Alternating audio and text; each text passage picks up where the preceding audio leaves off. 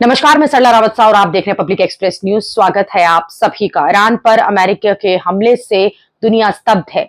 America ने Iran के 3 परमाणु ठिकानों पर ये हमले किए हैं। अमेरिका इजराइल का साथ देने का ऐलान करा और उसके बाद ईरान के 3 परमाणु ठिकानों फोर्डो, नतांज और इस्फहान पर हवाई हमला करके उन्हें बुरी तरह से ध्वस्त कर दिया। हालांकि ईरान इसके बाद भी चुप नहीं बैठा और ईरान ने भी इजराइल पर मिसाइलें दागना जारी रखा। इजरायली स्वास्थ्य मंत्रालय ने भी इसकी पुष्टि की है। अमेरिका के राष्ट्रपति डोनाल्ड ट्रंप ने ईरान के परमाणु ठिकानों पर जो हमला किया है उसके बाद उन्होंने कहा कि ईरान में या तो अब शांति होगी या फिर विनाश। ट्रंप ने कहा कि ईरान को अब शांति के रास्ते पर लौट आना चाहिए। अगर वो ऐसा नहीं करता है तो मैं और बड़े हमले करूंगा। अब युद्ध को बढ़ता हुआ देखकर और अमेरिका के कूदने के बाद संयुक्त राष्ट्र यानी कि यूनाइटेड नेशंस ने भी तनाव को कम करने की अपील की है। साथ ही दुनिया भर से अलग अलग देशों ने भी हमलों की निंदा की है और इसे अंतर्राष्ट्रीय कानून और परमाणु अप्रसार संधि यानी कि एनपीटी का गंभीर उल्लंघन बता डाला है।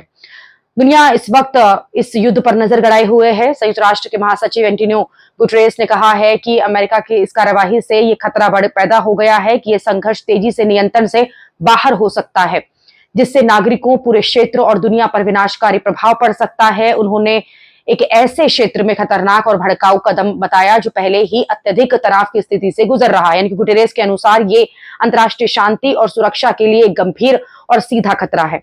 अमेरिका के कूदने के बाद से ही ईरान पर जिस तरह से ईरान भी भड़का हुआ है उससे साफ तौर पर नजर आ रहा है कि ये युद्ध जल्दी तो थमेगा नहीं। साथ ही इस युद्ध के बाद के इस युद्ध के बाद के जो परिणाम निकलेंगे वो भी घातक होंगे, क्योंकि ईरान और इजराइल के बीच में अब जो अमेरिका आया है, चाहे अमेरिका ये जरूर बोल ले कि वो इजराइल के साथ है, लेकिन इससे अमेरिका के मंसूबे भी साफ नजर आने लगे हैं कि किस तरह से वो खाड़ी के देशों पर अपना प्रभुत्व जो है उसे बनाए रखना चाहता है और इसी वजह से वो भी इस युद्ध में कूदा है। अमेरिका के राष्ट्रपति डोनाल्ड ट्रंप के युद्ध में कूदने के बाद से ही अब ये संघर्ष जो है वो बढ़ता हुआ साफ तौर पर नजर आ रहा है। अभी के लिए इतना ही। अगली खबर में आपसे फिर होगी मुलाकात। देश और दुनिया की खबरों के लिए आप देखते रहिए, आप जुड़े रहिए पब्लिक एक्सप्रेस न्यूज के साथ। धन्यवाद।